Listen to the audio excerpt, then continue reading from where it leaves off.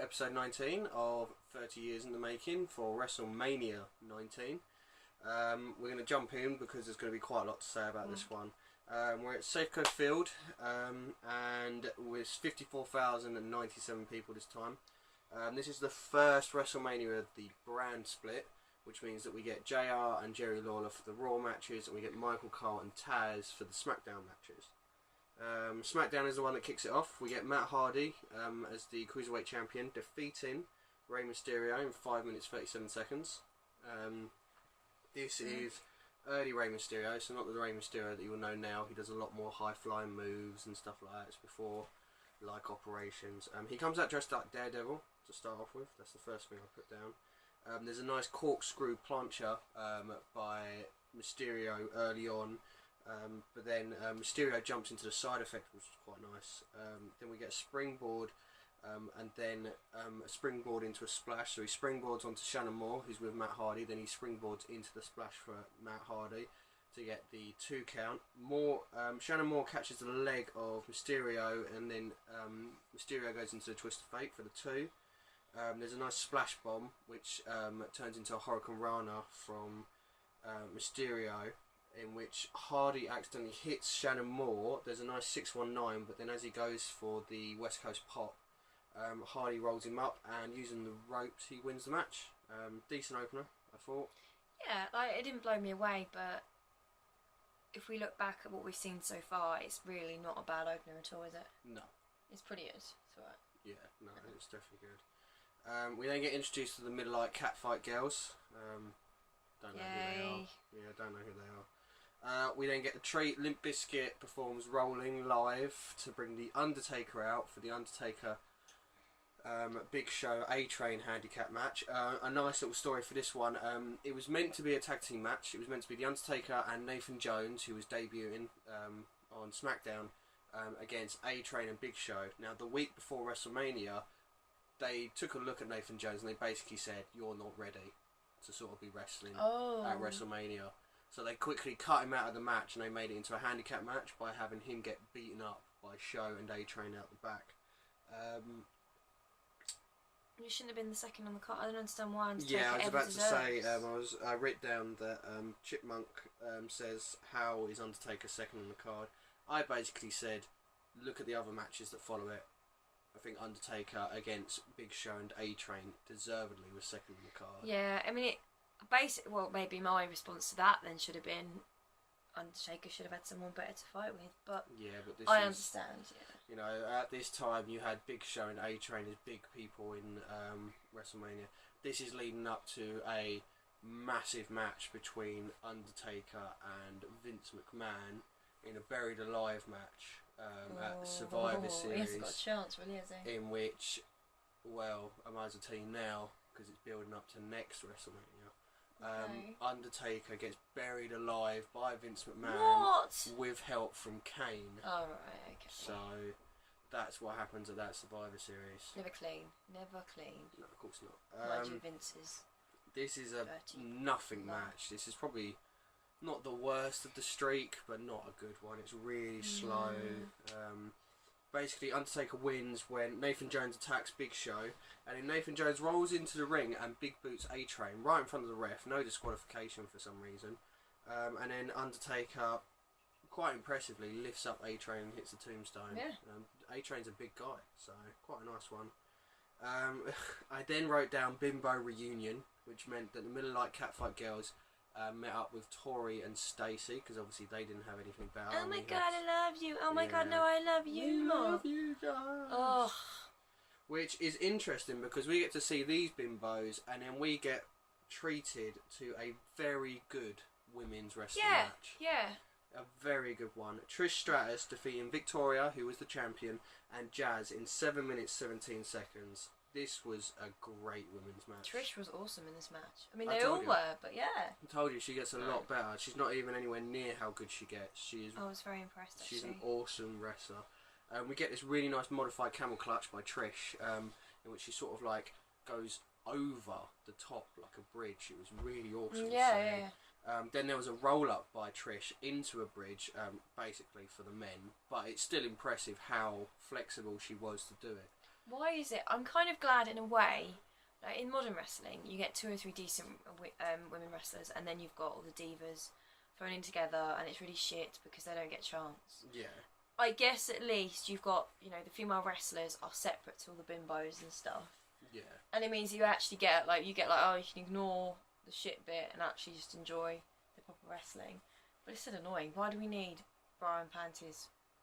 Because I appreciate every man will probably disagree with me right now. Yeah, you got to think that this is around the era in which you had teenage boys watching all the time. They have to have their sort of thing. I mean, the only thing that I found really annoying about this match is obviously Jerry Lawler is commentating this match, and he's just perving over the women. Such a pervert. And you know, like, I'm a heterosexual male, you know, and I obviously like Trish. Yeah. You know. But I can appreciate watching these women wrestling because they're trying really hard. They're doing amazingly well. I mean, Jazz, who isn't attractive at all in this match, is a beast in this match. She's a bloke. Yeah, she's a wrestler. And then you got Victoria, who, you know, she's not as good as Jazz, but she's like bigger than Trish. You know, she's working with Jazz, and then obviously you got Trish, the one that's getting beaten up a lot, and you know, she's the face and everything. It's just really well worked. I can't remember if I don't know if I said this on camera or just to you when we saw last year's with Lita, but they wrestle like men. Yeah, like you said about Lita. Yeah, like they wrestle properly. There's nothing delicate about what they do. No, like it's really I was good saying to to you during the match, like I like Trish's punches because whenever you see women's wrestling now, it's a slap. But Trish would hit with the elbow, go in with the elbow, which it's like a nice little touch. There was another nice little touch in this match that I liked. Stevie Richards is with Victoria because he's Victoria's boyfriend, and the referee's checking on Victoria, and Jazz has Trish in like I think it's like a torture rack or something, and it looked like Trish was going to tap, and Stevie Richards runs in to beat up Jazz, even though she's a heel, because obviously if Trish had tapped out, Victoria loses the match. Smart, very smart for the match. Then the ending of the match comes when Stevie Richards comes in with a chair, goes to hit Trish, hits the ropes, bounces off, hits him in the face. He gets the Stratisfaction, which is a very athletic move by Trish. She literally grabs Stevie Richards by the head, and then she jumps onto the ropes, bounces off the ropes with her feet, and onto the bulldog. You know, that's really hard to do. And then she turns around, goes for it on Victoria, but Victoria goes for the Widow's Peak. And then Trish basically gets out of it and hits the chick kick for the win. And Trish gets the win. We then go to the back for an amazing promo by The Rock. Amazing promo. The Rock, basically the story at the moment is The Rock has come back as a Hollywood heel. He's like too big for his boots. He's never beaten Stone Cold Steve Austin at WrestleMania, and he's like consumed by this fact that he has to beat Austin at WrestleMania. There was this moment for a second right at the end of the promo where he's just looking, and it's kind of, you can see like the desperation and almost hurt in his eyes. It's just like, I need this more than anything. I was going to bring it up, but like he says something beforehand which I'll cover, but right at the end, obviously The Rock always goes, finally, you know, sort of thing, and he literally goes, finally, then he stares off into the distance, and then he just goes, finally. So like he's desperate to win it, but he The Rock is obviously amazing on the mic, and he goes for this little tirade, and he has this nice little rhyme that I had to write down. He went, not afraid to sweat, not afraid to bleed, gonna beat that bald-headed bastard, guaranteed. You know, it's just, Rock at his best. He's so good on the mic, it's unreal. Which helps because it goes into a great tag team match. We have a tag team triple threat match in which we get Team Angle as the champions defeating Los Guerreros, Chavo and Eddie, and Chris Benoit and Rhino in 8 minutes 48 seconds. Benoit and Rhino were injured for the last WrestleMania. Chavo wasn't in the WWE yet for last year's WrestleMania, and Team Angle are brand new, so only Eddie Guerrero. And Eddie Guerrero was actually fired at last time. Pretty Benoit, Angle, and Guerrero in one match. Yeah. That's amazing. Yeah, I mean, oh god, they were so good. It was like literally two of the best ever, and then you've got four who range from good to great in the ring. It was a wicked match. And then you got to think that last year's tag team match, which was Billy Chuck, Hardys, Dudleys, and I've forgotten the other, the APA, and it doesn't touch this match. No, this match that was more playful. This is wrestling, great wrestling, proper wrestling. It should be. Right at the beginning, there's this. If you know Eddie Guerrero, you know his Hilo, which I think it's El Paso. It's called, where he flips over the ropes. It's always awesome to see. Then there was the typical Eddie Guerrero moments where he suckered Rhino into going for a test of strength, and as Rhino went for the test of strength, Eddie literally just jumped with the quickest drop kick I've ever seen. It was awesome. There was 4 Germans from Benoit later on onto Chavo, and he turned into a Shelton Benjamin super kick. Then Shelton covers Benoit, and Eddie Guerrero flies with a frog splash. So cool. That was amazing. Yeah, onto both of them. I've written that down from top right. Yeah, so good. Then there was a... okay, I'll cover this now, okay? There's 3 people in the world that do awesome spears, okay? Goldberg, Roman Reigns, and Rhino. And Rhino comes along with a massive gore on Charlie Haas, and then he gets Chavo. What do they call it?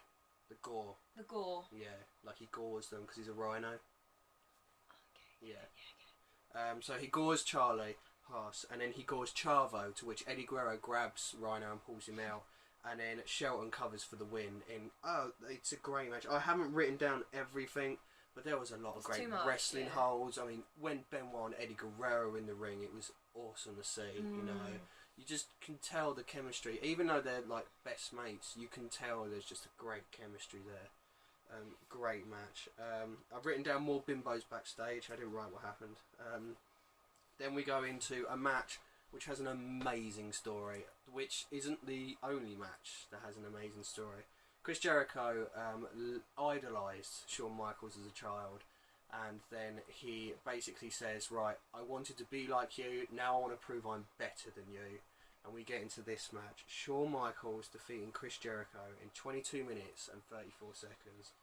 Great match. What a match. We start the match off with some wrestling holds. We get head scissors, headlocks, to which Shawn Michaels decides to lay across the top rope. Oh my god. Do you know what made me think when I saw that? It was like, he's been away. He's come back. How long has he been away for?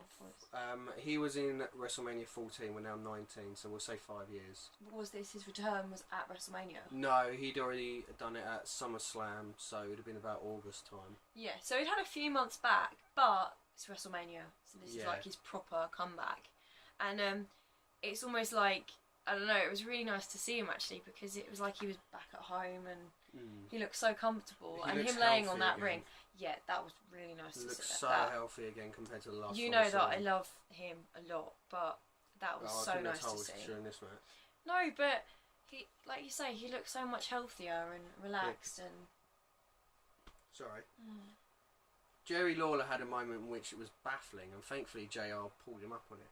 Jerry Lawler questions why they start the match wrestling, and JR goes, well, it's a wrestling match. How else would you start a wrestling match? You know? He wanted to see more bra and panties. He just shut up. Oh god. There is a match that I think he almost ruined, which is later on.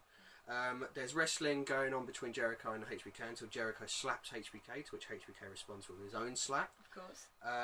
There's this cool moment where Jericho rolls out the ring and HBK looks like he's going to go for a plancha, but Jericho ducks, so Shawn catches himself, then rolls into the ring, then comes back with a baseball slide. That was really cool. I love it when HBK looks like he's going to jump out of the ring and he grabs the ropes and flips himself inside it, and he's so good with the ropes. Sorry. He's so good. He's like... He is really good. No words. Jericho goes for a bulldog, but HBK throws Jericho into the corner. Then we get to see HBK skin the cat, and the head scissors on to Jericho, which then pulls him to the outside, so HBK goes for the plancha on the outside. There's this really cool spot that I liked out the back, out of the ring, where HBK goes for a drop kick, and Jericho catches HBK and then locks in the walls of Jericho on the outside. There's a springboard drop kick onto HBK on the apron by Jericho. Then there's a nice little cool moment where Y2J hits the forearm, which is obviously HBK's move, and then he kips up. And he poses, and you've got Jericho posing to the crowd, and then behind him, HBK kips up. The pro shows its house. Yeah, and he fights back, and then comes back with a forearm, and then a kip up himself again. Then there's a moonsault by HBK onto Jericho for a 2 count. There's this really nice trading covers sequence where they're going for the small package, and they're going for the pin, and they're going for the... And then Jericho literally grabs HBK and turns it into the Walls of Jericho again. Then there's a Bulldog and a Lion Salt for a 2 count.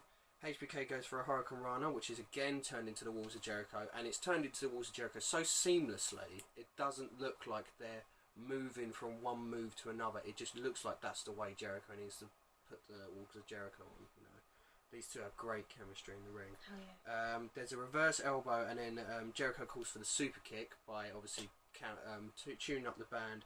He hits it, but HBK kicks out of his super kick. Then Jericho sets up for a back body drop on the top rope, which in mid-air HBK turns around and turns it into a crossbody. Then HBK goes to the top rope and hits the elbow, calls for the sweet chin music. He goes for it, but then Jericho ducks and then gets the Walls of Jericho in again. HBK is close to the ropes, but Jericho pulls him away, and then HBK goes to the ropes again, to which Jericho pleads with the ref, saying, "He tapped out, he tapped out." He was pleading. Yeah. He was desperate. Jericho then runs at HBK, and you get the loudest sounding super kick in the face, to which Jericho actually manages to kick out. Jericho goes for a body drop, a back drop, but HBK then rolls up and gets the flash pinfall out of nowhere to end a wicked match. It was such a good match. I personally think that Jericho should have gone over, but I can't fault this match. It's so good. I mean, I do, as you can hear right now, like, I love Shawn Michaels so much, but I have so much love for Jericho as well. Not as much. I personally felt that Jericho was the younger guy. HBK should have been jobbing out to Jericho here. Yeah, okay. Yeah. But I don't really care. It was too good. it was amazing. I remember at the time when I watched it, I thought, oh, Jericho should have won that, you know, sort of thing. But now that I look back, I just appreciate it. Together, sometimes you get two people in the ring that are so perfectly suited to be in the ring together because their chemistry is insane, and that was a fantastic match. It was awesome. Which they prove how much chemistry they have in 2008 when they have that amazing feud. But I think that I was unhappy that Jericho didn't win this match, but then I think the next match made me so angry that I was fine with Jericho losing this match. After the match, you had this nice little moment where HBK goes to offer the handshake, and then Jericho refuses the handshake and hugs him. See, that was lovely. And I was like, that's really adorable, because the whole point is that he loves him. And then I had a little flashback, and a little voice in my head went, that's Jericho. Yeah, Jericho doesn't do this. Blows him. And, you know, great way of having this moment where I'm willing to bet those two as wrestlers wanted to hug it out after a great match, and then you turn it into storyline wise. You know, I mean, I personally think Jericho is one of the greatest ever. Oh, so good. Obviously, HBK is amazing. I would put him up there as well, but I don't know. I just have so much more love for Jericho. So much more love. But great match. Then we get Limp Bizkit singing their song "Crack Addict," which is an interesting name. Then we get the Bimbos catfighting. Then we go into the Triple fighting H on a bed. Yeah, it's just not covering it. There's no point. No. And then Triple H into this match with Booker T. I'm going to have a lot to say about this match, and it's not going to be about the actual match. Triple H is the World Heavyweight Champion coming in, and he defeats Booker T in 18 minutes and 45 seconds. Okay? You didn't think Booker T had a chance at all, did you? I questioned at the beginning with you because I didn't know if Booker T at this point in wrestling was meant to be that good, and Triple H is obviously... Let me give you the backstory of this whole match, because they only covered it quickly, and then I had to quickly research it because I had to make sure I remembered, okay? Booker T wins a Battle Royale to earn the right to face Triple H as champion. Triple H comes out the next week on Raw and basically laughs in Booker T's face, says, you were only champion in WCW. That place was a joke. People like you will never win a championship in this place. You know, you're not allowed to win it, sort of thing. Basically, something that could have been taken as a racist promo, like completely racist promo. Okay. Booker T then comes out and basically says, look, I got into trouble when I was younger. That's what Triple H was kind of going about, because he got arrested when he was younger, sort of thing. And then Triple H came out again and said, like, people like you don't deserve to be, like, a champion. The next week, Ric Flair comes out and basically tells Booker T that he's not good enough. He's an entertainer, whereas Triple H is a wrestler. And Ric Flair even says that one week they'll allow Booker T to be their driver and carry their bags. Okay, so there's a huge racist undertone. So much so that there's a interview segment before WrestleMania, like an Access or something, and Michael Cole actually says, you know, did you intend that promo to be racist to Triple H? And obviously Triple H's like, no. So there's a huge racist undertone into this story. Okay. So how can? So when you think about it that way, you've got the black hero going in against the white snobby racist. Yeah. Who should win? Well, obviously Booker T after you said that. Who should win? Holy shit. This was when the crowd was so hot for Booker T. They wanted him to become champion. I heard them chanting. Yeah, they wanted him to become champion. And it's so bad. This was around the time which Triple H was using Raw as his playground. He was basically beating all the younger guys. Like, Rob Van Dam became popular, so he had to beat Rob Van Dam. You know, basically Triple H at his most egotistical, you know, self. And so Booker T lost the match against the white snobby racist, you know, and then to take it out of context, to take it that little bit further, after this WrestleMania, okay, Booker T's just faced the World Heavyweight Champion. Booker T then goes down to the mid-card and isn't in the main event, and then Triple H goes on to main event with Kevin Nash. Obviously Triple H's friend, you know. It's like WWE isn't bothered by what people think of them. Yeah. And not only that, throw in the fact that Booker T hit his scissors kick, he hit his super kick, he hit the Harlem Heat, he hit the bookend. Triple H kicked out of all of them, one pedigree, and Booker T was beaten. This is a way of literally giving someone a little bit of fire and then putting it out as quickly as possible. This was horrible to see, which is such a shame, because this WrestleMania is, I think this WrestleMania is really good. There's a lot of things that go into a lot of matches that I have to say about. Okay, so obviously Triple H beats Booker T. We then go into the next match, which is Hulk Hogan defeating Vince McMahon in 20 minutes and 47 seconds. Oh. I have to question how Hogan is the face in this story, because he basically turned his back on the WWE. Yeah. He tried to get Vince in trouble in a steroid scandal. You know, tried to put WWE out of business by being at WCW, and then because Vince wants revenge, Vince is the bad guy. Hulk cannot do anything wrong. No, I know. Oh. We'll get through this quickly because I wasn't a huge fan of this match. McMahon, right? I'll just say, Vince, he doesn't really ever wrestle. No. But he blatantly has been working out before this match. Yeah. Why does he go through all that trouble to train that hard for one match every what? I think he does like his bodybuilders. So I'm willing to bet that he does like to bodybuild anyway. I'm willing to bet it. It's just. But then, you know, I think that's a good thing about McMahon. He's willing to get in the ring. I guess so. There's nothing that he's going to ask the wrestlers that he's not willing to do himself. Having a boss that won't get their hands dirty in any job. Yeah. It's, you know, I guess that makes sense. And it's kind of nice because every now and then we all want to see Vince get, you know, punched in the face a little bit. Yeah, not only that. Vince bled a lot in this match. He actually, yeah. You know, and he took a lot of bumps. It was a bit. He probably took more bumps than Hogan did. Yeah. You know, So Hogan hits McMahon with the chair, which busts him open. Instant. Yeah. McMahon, there's one point where McMahon ducked and Hogan chair shotted a Spanish announcer, which busted him open. Don't know whether that was meant to happen or not. I don't think so. Hogan then got a chair shot, so he's busted open. Then there was a ladder set up between the announce tables, and Vince done the leg drop through the announce table. Then Vince gets the pipe, and probably the best thing about this match, Vince looks up over the ring apron, and what an image! It was literally like, yeah, blood down his face, looking so evil. I'm willing to bet that everyone knows my WrestleMania moment. Then someone gets in the ring, and it's Rowdy Roddy Piper. Rowdy Roddy Piper comes into the ring with the pipe. He hits Hogan. Hogan kicks out. Then there's a ref bump, and Vince calls for a dodgy ref, and Vince hits with the pipe again, and Hogan kicks out. To which Hogan convulsed. I fucking hate it when people sell that. It's not good. Fucking stupid. Then there's a Hulk up. Hogan sends the dodgy ref out of the ring. He hits the leg drop 3 times on Vince, gets the win. That's it. Boring. Yeah. Piper comes into the match, highlight the match.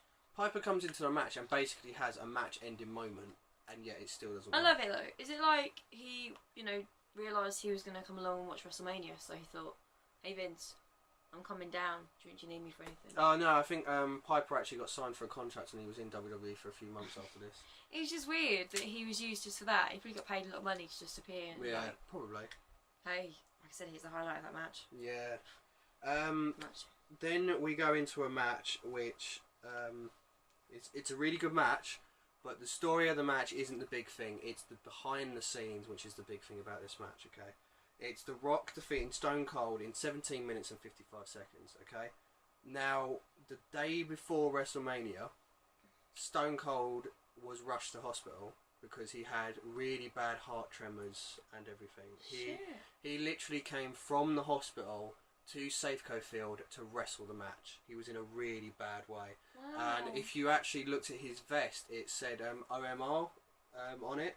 It means one more round, because this, ladies and gentlemen, is Stone Cold Steve Austin's last official match. This is his last wrestling match ever. He didn't tell anyone.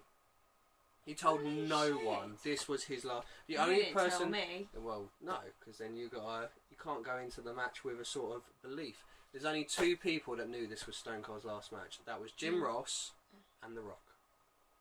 Only people that knew about it. Vince didn't know. I think they discussed it, that it was most probably going to be his last, but Austin's in a really bad way here. He's really bad. His neck's awful. So he's never wrestled since? No, not since. He's got physical. Shit. But he's never wrestled. This was his last wrestling match, and it was with The Rock. It's a pretty good way to go out. But so is he? Was it really bad then? Is he still not well? I think he's a bit better now, but at that time he was really bad. After this, he got fired by WWE on the screen, and he went away for a few months, and then he came back and did the the Sheriff Austin, where he came out on the quad bike and that, that's literally it. He couldn't. Aww. He was in a really bad way. It's really shitty. I know it's a part of wrestling, but these fantastic wrestlers are being put out, because their bodies are just giving up on them, and they are having their careers shortened. But then it's because they're giving 110%. Not only that, Austin was still really young. I mean, I think he's around. Oh, I don't know. I'd have to look it up. I think he's only between 45 and 48 now, and that's 11 years ago. Sure.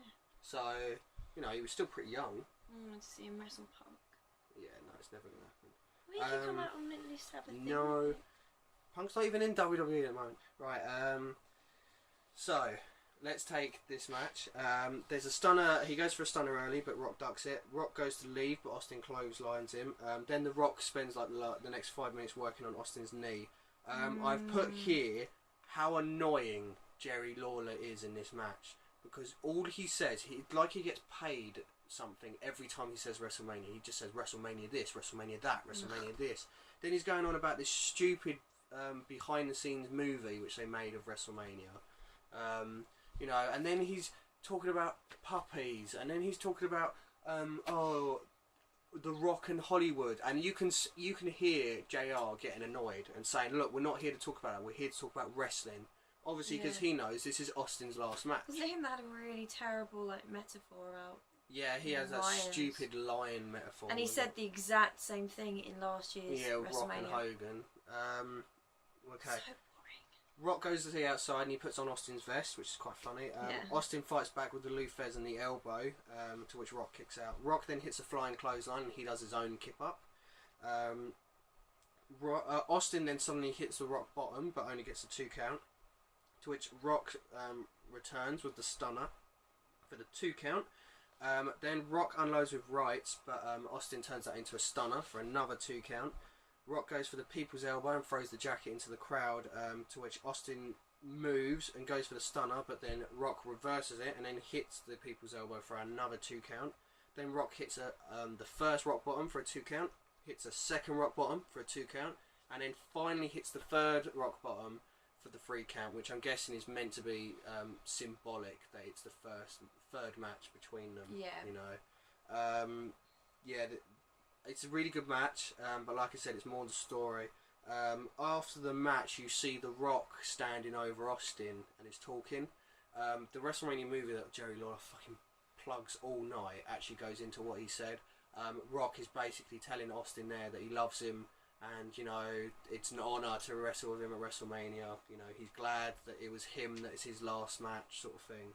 They had like a nice little respect thing in the middle of the ring, which is really good, because this is probably 2 of the biggest stars ever fighting for the last time. Rock finally gets his win. This is still a really good match. I don't think it's as good as their last one, WrestleMania 17. Rock's desperate for a win over Stone Cold, and he knows that he's going into his final match. Yeah. And how serious. And he's probably, to be honest, feeling pretty shit. He's just come from the hospital. Yeah. So, yeah, it's a really big moment for both of them. And it's just awesome. It's an awesome match. Made better with that story. So good. I mean, because obviously they're really good friends. It's nice. Then we got one more match. You know, big match after big match. We got Brock Lesnar defeating Kurt Angle for the WWE Championship in 21 minutes and 7 seconds. Ooh. Yeah. Another background for this one. Going into this match, Angle's neck is in tatters. Yeah? Complete tatters. After this, he actually takes months off because of a neck surgery. And they wanted to put him in there with Brock. Yeah. Well, this is before. This isn't the Brock Lesnar we know today. This is quick, fast wrestling Brock. I mean, it's watching this back even now. It's amazing how quick Brock Lesnar is for a 295-pound man. He's so quick. There's a lot of chain wrestling in the start, because obviously these are 2 amateur wrestlers, and they're probably 2 of the best when it comes to chain wrestling. There's a hold into a fireman's carry, and then that hold is reversed into another fireman's carry, into an arm lock. Then we get a headlock takedown into head scissors, and then separation. Lesnar is quick for a German, but then switch to head scissors and then back to a headlock. Then we get a takeover takedown into an arm lock, but Angle gets out by the knee and goes for the injured ribs. We see this awesome gorilla press slam by Brock, where he just lifts up Angle like he's nothing and then slams him down. We get a German suplex into the corner by Angle, causing Brock to sort of like hit the back with his back. There's a choke on Lesnar, but Lesnar gets up with Angle on his back into the corners. There's this awesome belly to belly from Angle. Then Angle runs into a suplex from Lesnar, and then Angle reverses the belly belly into 4 German suplexes. There's a reverse from the Angle slam into an F5, which is then reversed into a takedown into an ankle lock. Lesnar then tries to get out of the ankle lock, but turns into a one-legged Boston Crab. Angle then runs at Lesnar, but his back drops over to the top rope. There's this amazing, only Brock Lesnar I've seen ever do this, because it's obviously Brock that has to do it, where Angle hits a German suplex and Brock flips in the air and lands on his front. Only Brock Lesnar can do that.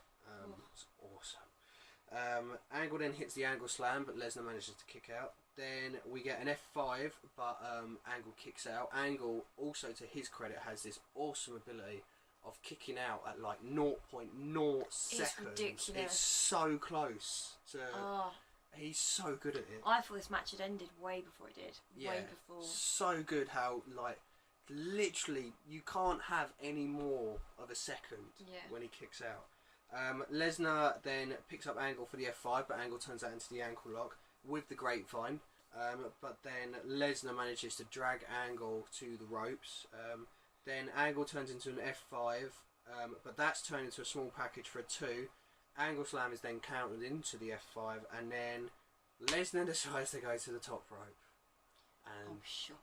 this is where the match almost died.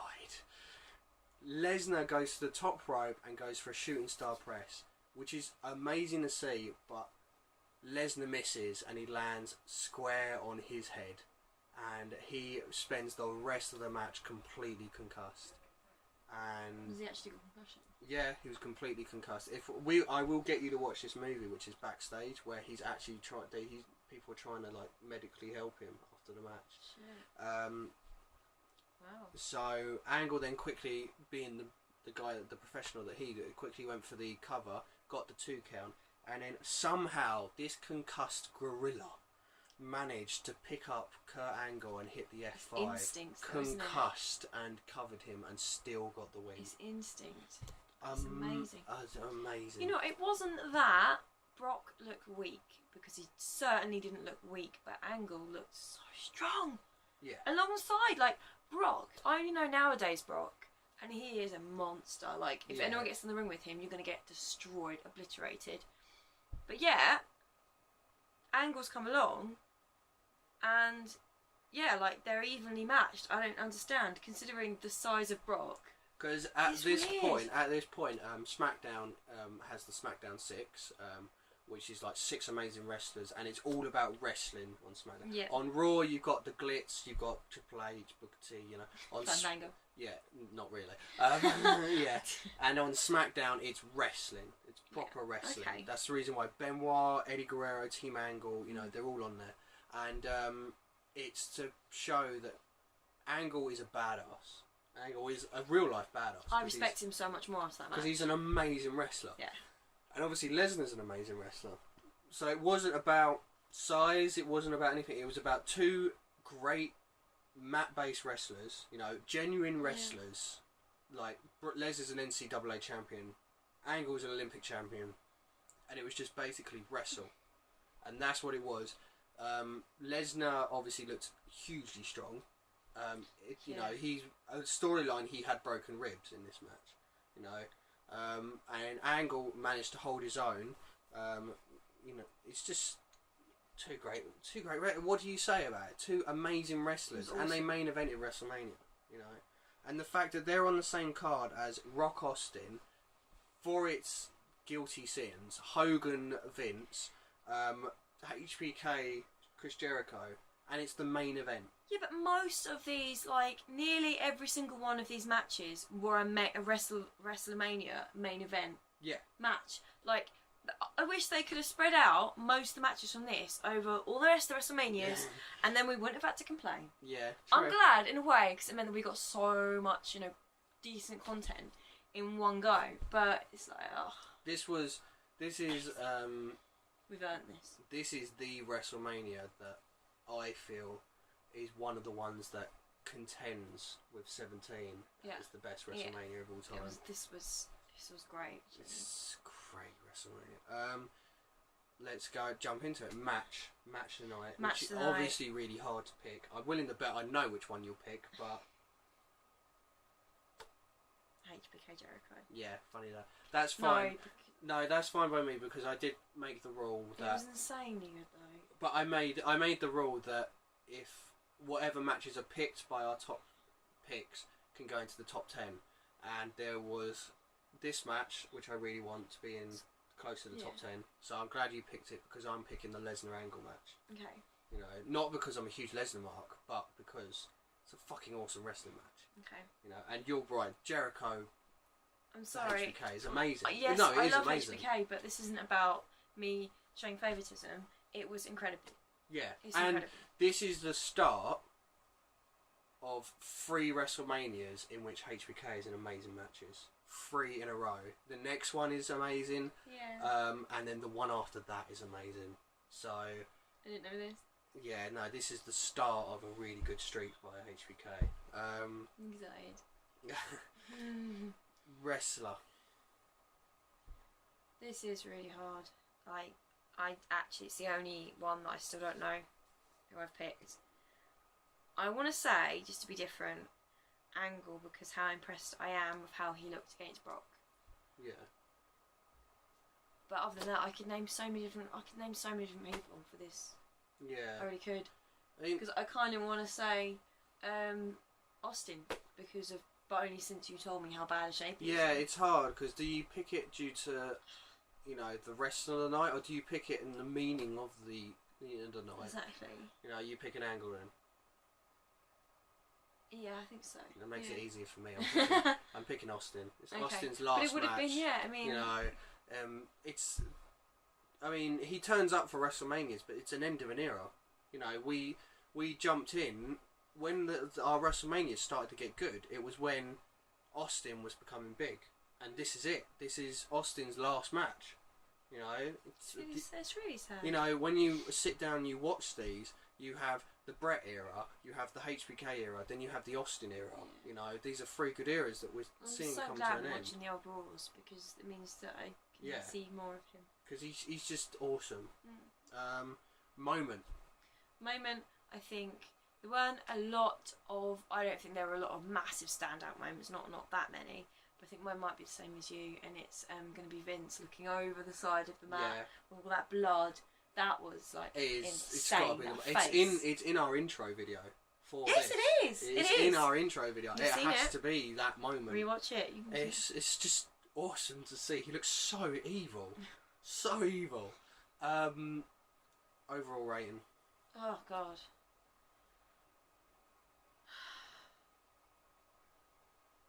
I hate it, because you don't want to give anything a 10. Oh, I gave 17 a 10. You think this one? I didn't hate it. I didn't. So does that mean? I didn't like the first match, and I loved every single other match. You didn't like the first match, Mysterio Hardy? I was just a bit. It was a bit compared to the rest of it. Oh, okay. The rest of it was So you think this one's better than 17 then? Say that. Yeah. I don't know. Maybe. Decision. 10. 10. You're going for a 10. Yeah, 10. So we've flipped. Because I'm going to go for a 9.5. I think it's that close to being as good as 17, but I think the Triple H Booker T match brings it down because it's completely wrongly booked. I think Hogan being so powerful brings it down. The Miller Lite Catfight Girls, I didn't need that. I didn't need it. Be careful. You're making me want to turn my score down. It's my reasonings, okay? But then, like you said, Austin Rock, amazing. HBK, Angle, Jericho. Lesnar, amazing. HBK, Jericho. Moments in the Hogan McMahon match, amazing. The tag match, amazing. I enjoyed the Cruiserweight match. I didn't really like the Undertaker match. But how good... I mean, HBK and Jericho and Lesnar Angle is enough to make it at least an 8. Yeah. So, yeah. Then you throw in the Austin's last match. You get all that as extra. Yeah, so. It's just so good. So that was WrestleMania 19. We obviously enjoyed it. Yeah. How did you feel about it? We are going on to... We're going to go 2/3 in. We're WrestleMania 20 next. We're pumping through these. We're back in Madison Square Garden for WrestleMania 20. I do like it, don't they? Yeah, well, they were doing it every sort of like anniversaries, I don't know. The first one? Yeah, first, third... No, first, 5th, 10th and 20th. They're not doing it for 30th. Every so few. Really? Yeah, so weird. they're breaking it. Would you like to hear some of the matches? Yes. WrestleMania 20. Okay. I already know there's a HBK match. Right. We have Christian versus Chris Jericho. Oh wow! Yeah. Oh. We've got Eddie Guerrero as the WWE champion against Kurt Angle. And then the main event. Huh?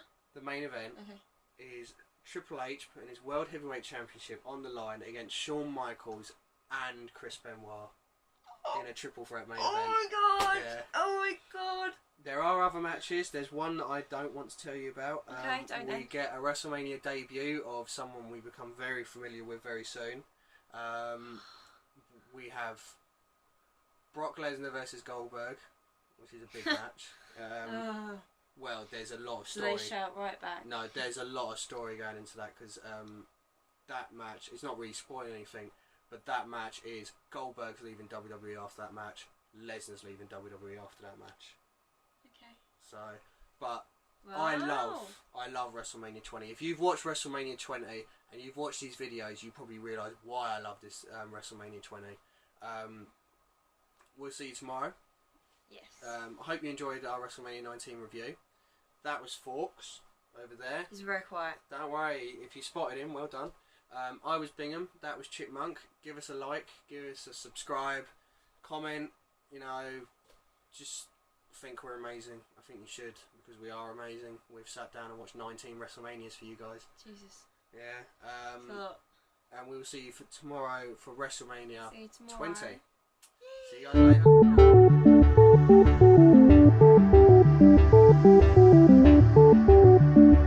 later.